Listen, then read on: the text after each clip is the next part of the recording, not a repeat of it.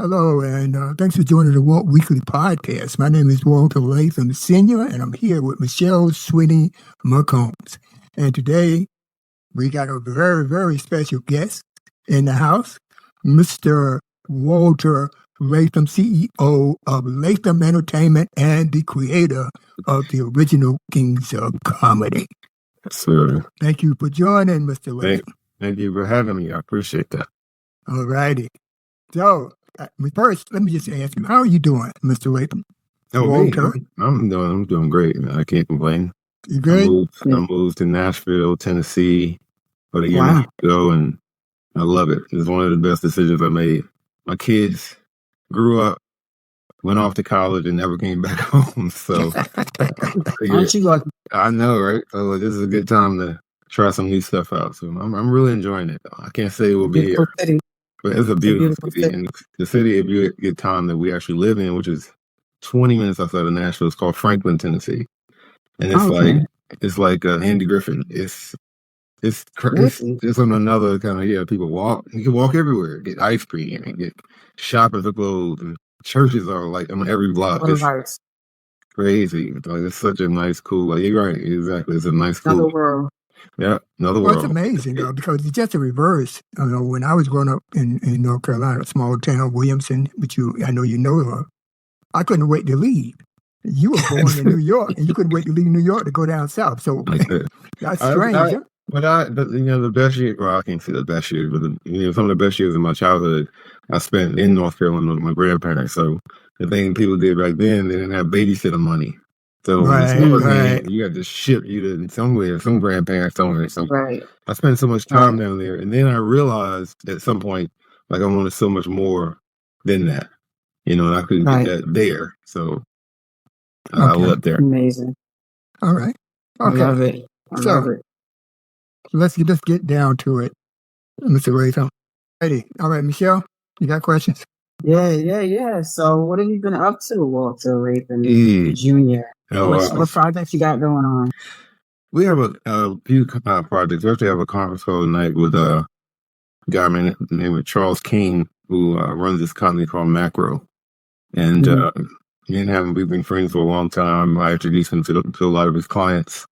He was an agent for a while. He was my agent for a while, but now he runs this company. And they did Fences with Denzel. They did this last Ryan Coogler project. So anyway, but long story short, we're going to probably do the Kings documentary with his company.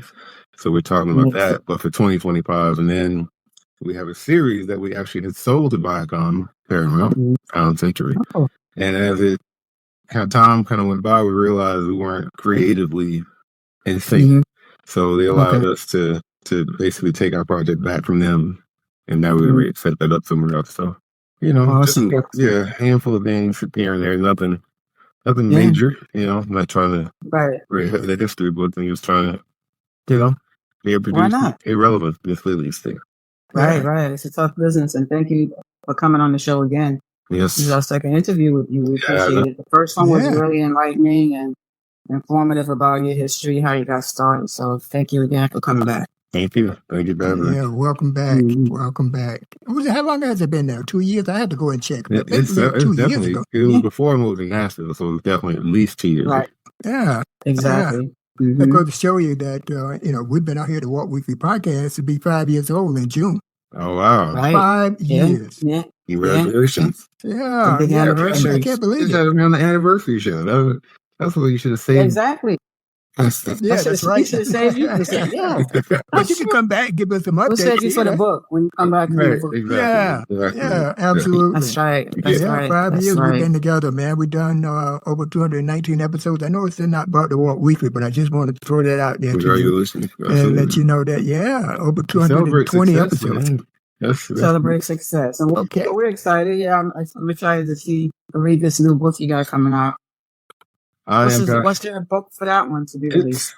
It's just really my opportunity to tell my side of the story. Over the years, people stories take on versions, they evolve, and they turn into something that is far worse than it actually was, and actually not even true. So being in the business and being a producer, like if I was an actor or actress or a director, I could have probably stepped up and said that, and it wouldn't have bothered my career at all. But as a producer, it's really fragile because you're not really the talent person. Like you're not the director, you're not the actor. Like you're exposed. And with the Expendables, you're expendable.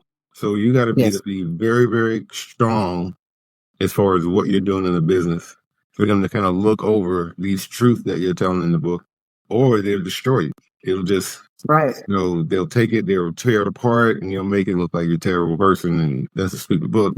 So I just want to do it at the right time when, maybe we got a project launching, maybe before the documentary comes out, maybe after the documentary. But everything's in 2025. 2025 would be 25 years since a lot of stuff, since Queen's Comedy. Wow. It's just a lot of things that we did. Latham Entertainment Presents. So all of those are 2 decades old, So and you made some stars out of a lot of people.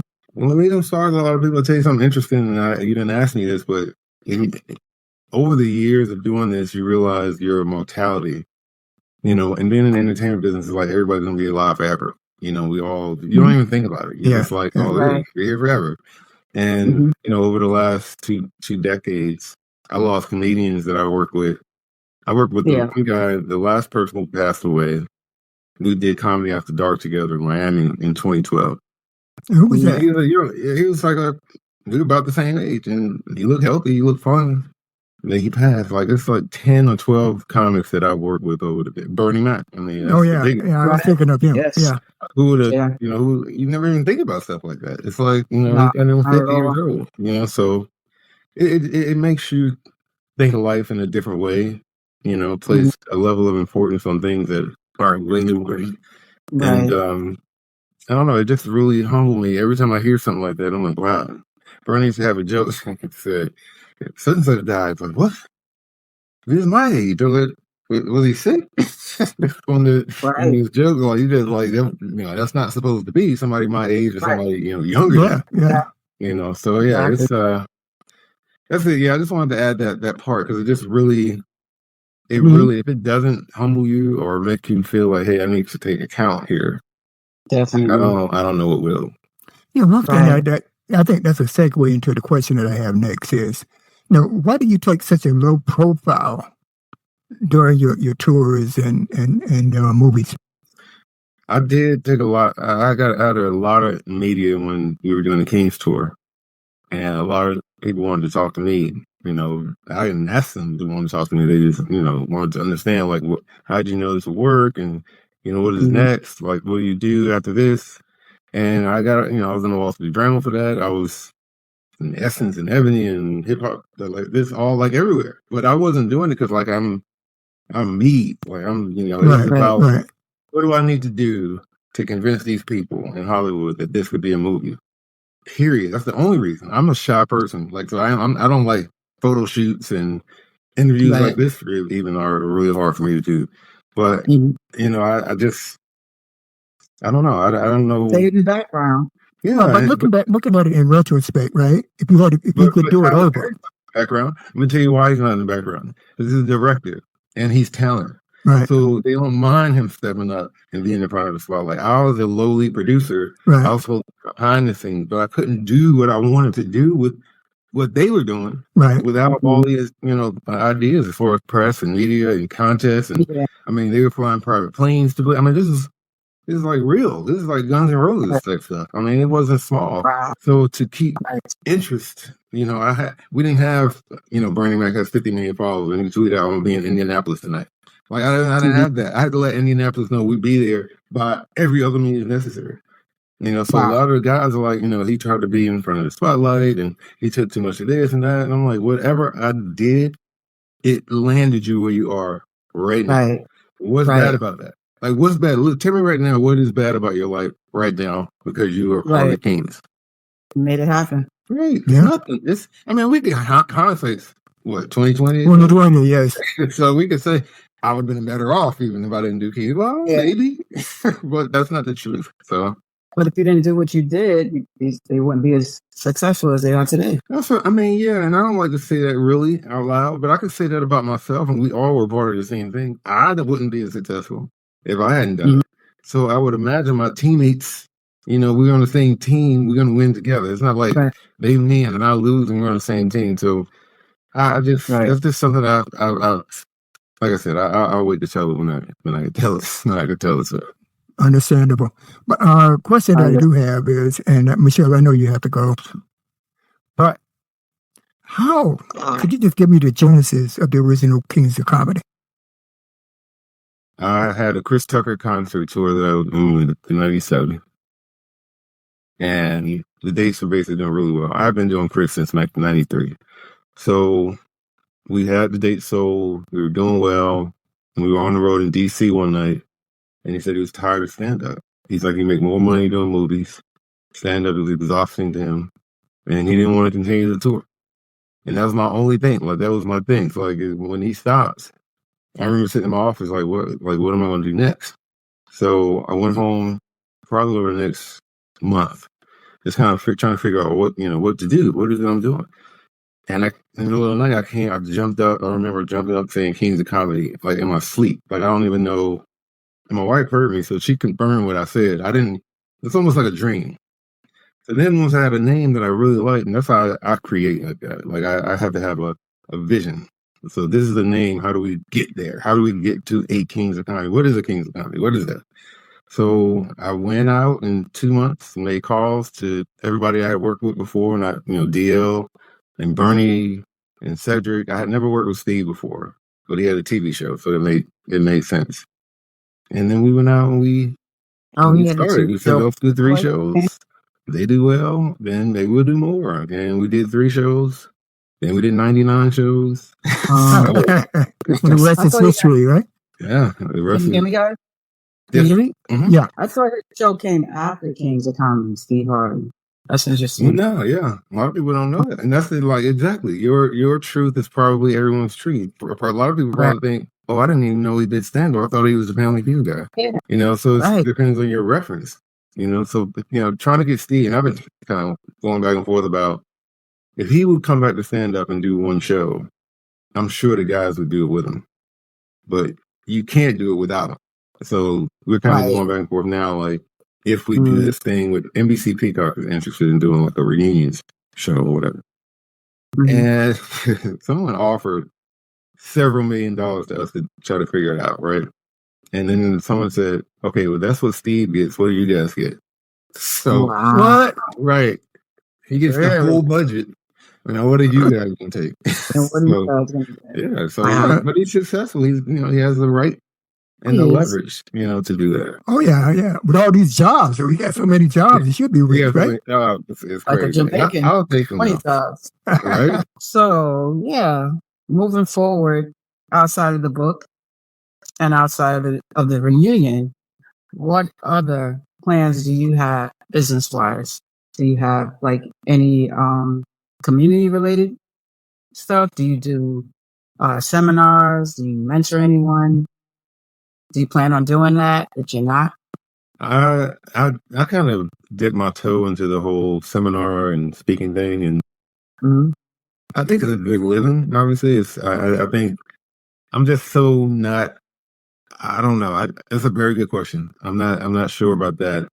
But what else? What is next is trying to maximize opportunities on content and take those formats. So when we do this show, we want to do it's like a 6-episode show. You talk to Alan's on the MGM about that. We want to format that show in a way where it not only works in America, but it works in 30 or 40 other countries.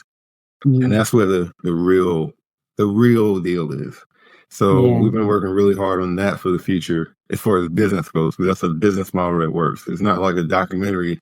You pay for the documentary, it airs, and then everybody goes home. This is something that, there's an American Idol version, or there's all those, America's Got Talent, all those shows, Dancing with the Stars, they all came from another country. And they came here and they licensed it here. So that's what we want to try to do, is find a live comedy format that not only works in America, but works in India and all the other territories around the world. And then kind of go with the flow. I'm in Nashville, so we're talking about doing projects and music. We got 2 or 3 of those going on. And it's just fun. This is a fun part of life, make it past 50. Right. God is blessed you, and you That's right. you just live a good life. Try to I live a do good have life. one. Yeah. Yeah, I do have one more question. Okay, sure. So, okay, the book, the documentary. Have you ever thought of doing a movie on yourself, on how you developed, how you became who you are, and what took you to those stages of what you're doing? A full version Right. movie, like Call it a docu-pic. That's what they call it. So I met with Steve Harvey at his house in Atlanta about doing just that. We went all into, he was like, well, who would play me? And it was like really just cool to just create and come up with ideas and all that stuff. But it's timing. It could be based on my life, if I had a book that was successful. That's how it works. And my book comes out and it's successful, that's definitely a play. And it comes after. Exactly. Okay. But as far as my, like I said, I got to a line when it comes to me. And if, even Monique, she has her, like, if I want to do something based on queens or based on kings and queens together, and it's a movie version of it, I don't see how you pull it together, because these people are very, very hard to deal with. And if you hear them in the media, you can kind of tell. Oh yeah, especially with Monique, I heard a lot. Yeah, and how they are. So it's tough. It's something I would really love to do. I think that's a great question. I think it's something that should be done. I just hope it's done before I pass away, because this is gonna be done. Right. I mean, these guys are all in the Walk of Fame. The Kings. Somebody told me it's 5 relevant comedy brands in the world, and that is Saturday Night Live, SNL. He said, I can't tell you the other 3. And I was like, wow, that was, Lauren Michaels and I have been friends for over 20 years. He's been doing that show since I was in elementary school. Yeah, Lauren is creator of SNL, right? Yeah. He's creator and director, everything. Yeah, that comparison was like, wow, I wish I could have recorded it. It was like, and it came from a pretty high person, so it was like really cool to know that people still feel that way. Thinking like that. And then we don't want to do anything wrong by it. I don't want to put out a project just for the sake of the money of the IP and then end up, hurting and diminishing what we already have. So I just want to pivot a little bit and talk about, I know you just recently celebrated a couple months ago a million likes, but you had millions of likes before on YouTube. Followers. It's followers, not likes. All right. I meant followers. Yeah. Okay. I meant followers. Thanks for correcting me, though. Mm-hmm. But you had that on YouTube. So this is just the social, when you talking, when you say you had 1 million followers, that's on your Facebook and Instagram platforms? Facebook alone is over 1 million. And my YouTube is over 600,000. So so collectively it's that plus the all of the Spotify, Pandora, SiriusXM, all of those, it's about 2 million impressions a month just on those 3 platforms. Well, 4 or 5 platforms. Wow. Yeah, that's amazing. So speaking to a lot of people, which is why I'm really careful about what I say. You have to be. You have to be. I don't know who those million people are. I mean, it could be somebody of importance. So, yeah, and for me, like now, I just really have my guy just post mostly. I rarely say anything that I'm just saying because I just very real careful about the messaging. And you have to be in your position. I know you got PR people and things of that nature. You have to have it. Right. But what do you think about these beefs that I see on the reels and TikTok? Comedians argue against. Well, I don't want to take it in wrong. I'm not talking about that. I'm really basically talking about why do they have to air it out in public? What do you think about them airing out their disagreements in a public forum? I don't think it's a great thing to do, and always, especially stuff that should be handled, directly with the other person. But that's what people like to hear, and that's what people like to see. So they sort out situations. It's almost like a mix, a chemical mix. Right. I throw a little of this comedian in there, and I throw a little bit about this story or this rumor in there, and then say, go and see what happens, and watch it ignite. And that's what they're hoping. They're hoping that every time they flick the match, I'm gonna interview this person. I'm gonna interview this person, and they're waiting. And once it explodes, that's it. So people are looking for dramatic stories to tell because people like drama.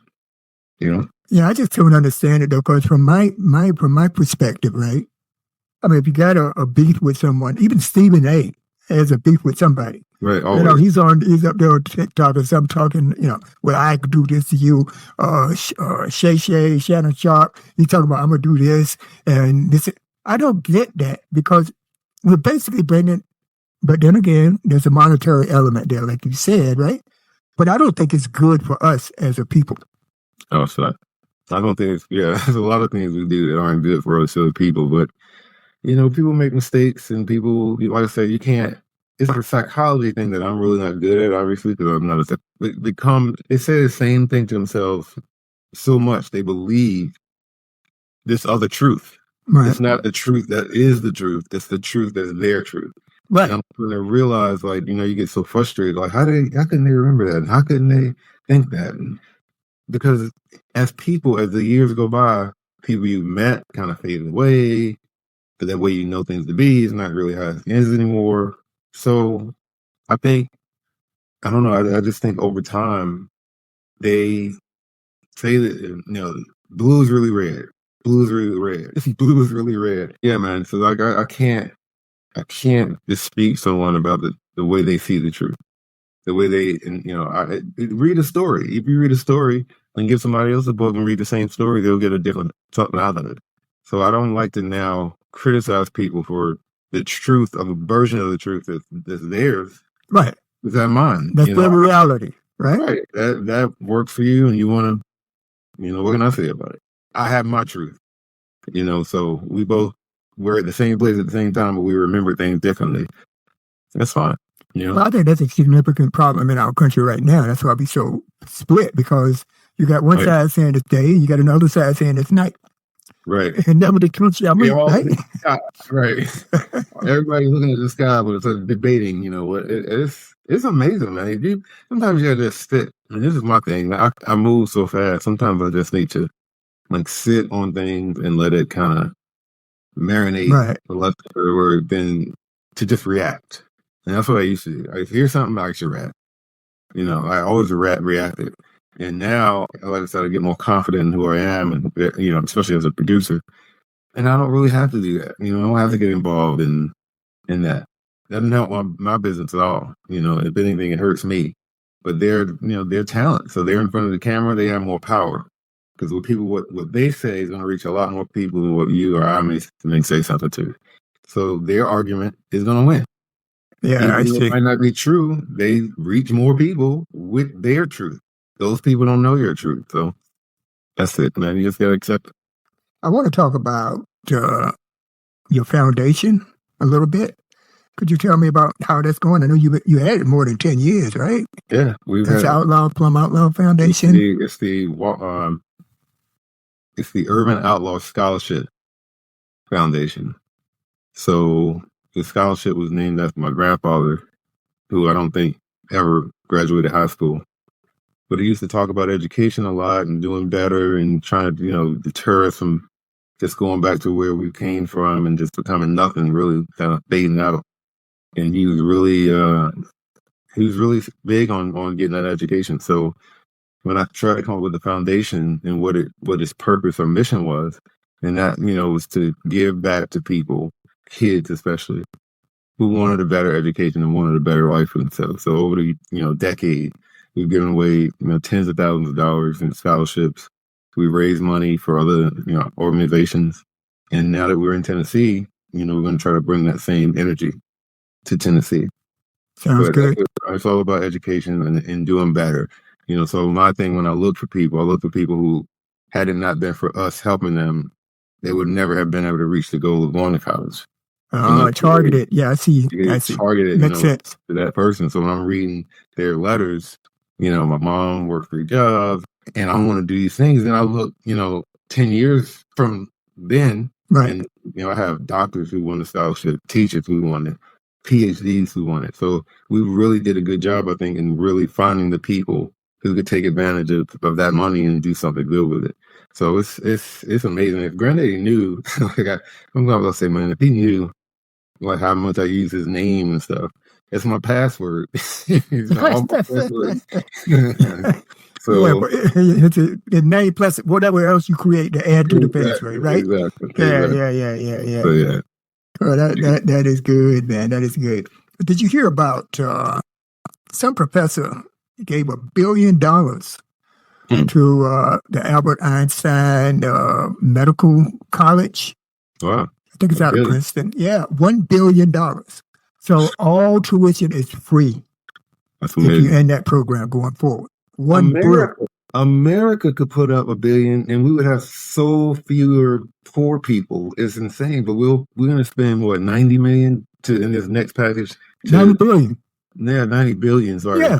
And you're going to give most of that away to Ukraine, which I understand politically why that's happening. But then on the other side of me, I'm like, okay, well, we could just send that to them to blow people up. How can we give $1 billion to the poorest people in our country who want to make it, but after working 2 jobs, they just can't even pay rent? Not people who just gonna sit on their butt all day and do nothing. Right. I'm just talking about really women, men, mostly women, because they were raising the kids, doing their best, and their best is not good enough for their homeless, or they sleeping in those hotels and stuff. I know 1% of this population are billionaires or multi-millionaires. 99% fall below that level. 99% of the rest of the country. So how is it that you can't take the package that you're putting together for Ukraine and put that package together for your own people? Yeah, I don't understand it either. That's why I brought it to your attention, because, your purview is a little bit more broader than mine. But the same thing. You got billions of dollars for Ukraine. Okay. And they can't believe. How about students who actually went to school, college, like the American dream says, graduated college, and now has to decide whether they pay their rent or their home back. Absolutely. Okay, now you're hedging the bet even higher. Now you're betting on college-educated people. You're betting on college-educated people. That's a strong bet. Yes. Absolutely. So let them at least get their education free and then go on to do great things in the world like they're going to go on to do. It shouldn't have to be like, I will do this, but I won't do that. They can't do because we have them shackled. But then we'll take and we'll release the chain on all these other countries, on all these other issues and all these other things, when people should be the priority.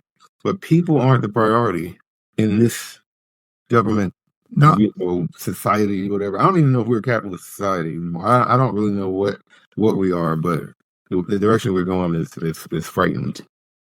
I agree with you wholeheartedly. And every time I look at the news and I see these packages are stuck in Congress, these spending bills and all this kind of stuff, and they want to shut down the government because they don't want to go along with everything else in there. Right. It's just a mess. It's a real mess. And the louder your voice is, that's what people hear. Yes. That's what Trump is doing so well.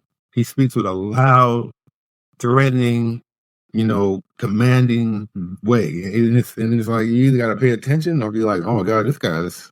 I don't know what's up with this guy. We need... He's talking so loud people can't hear what he's really saying, is what I say. You don't really hear, the blacks.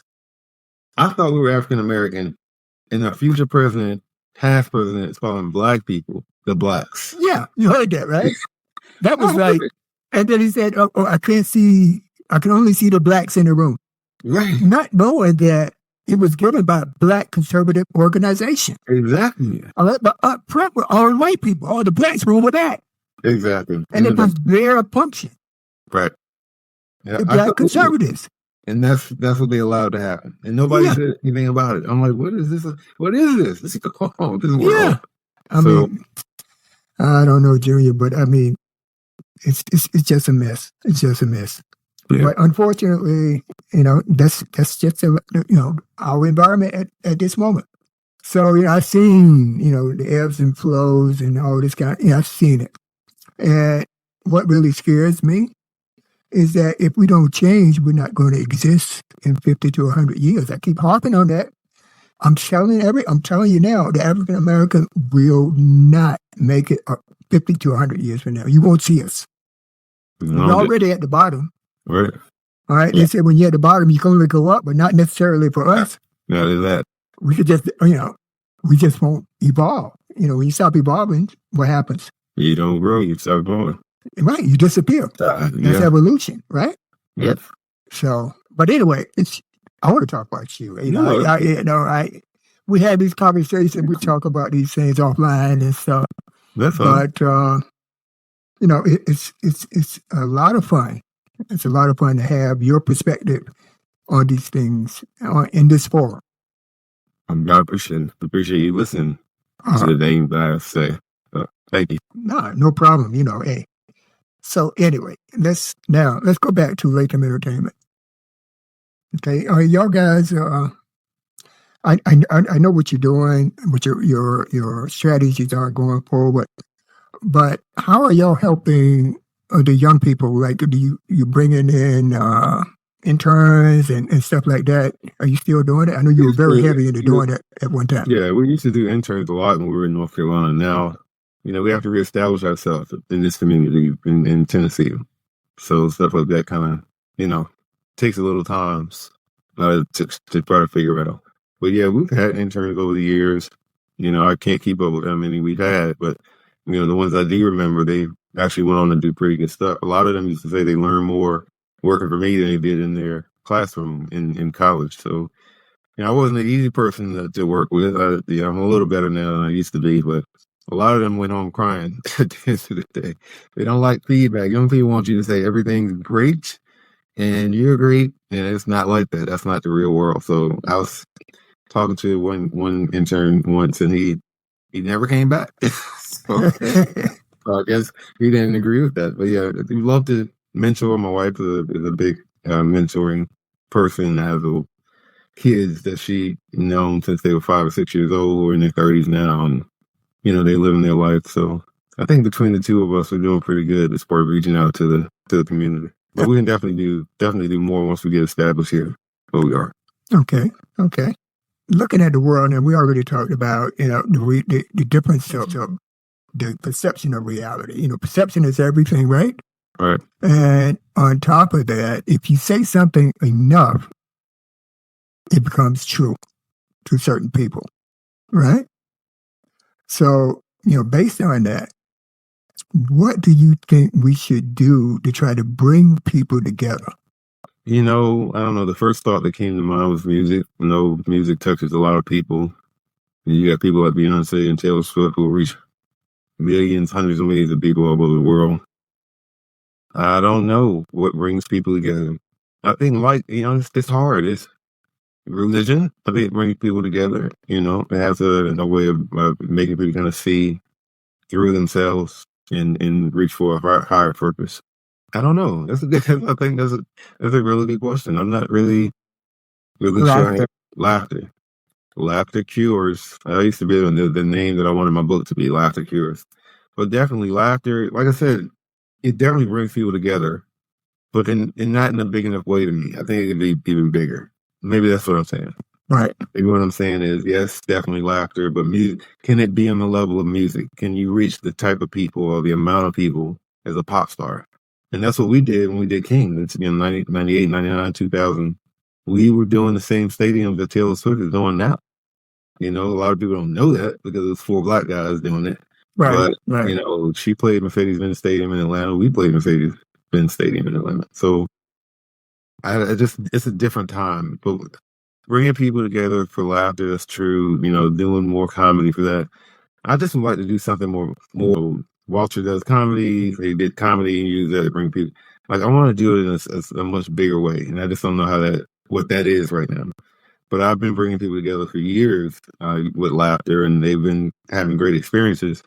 I just don't think I've reached as many people as I would like to have reached. But I definitely want to try to figure that out going forward. Because that's more important. Just like the stuff with the foundation. Now, after you make your money and you make your career, it's about what your legacy is. What are you on?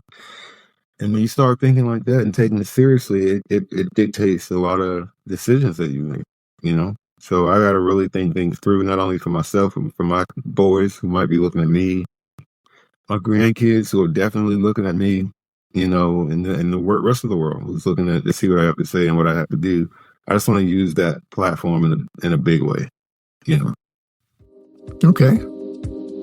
We will continue our conversation with Walter Latham, CEO of Latham Entertainment and creator of the original Kings of Comedy, in part 2.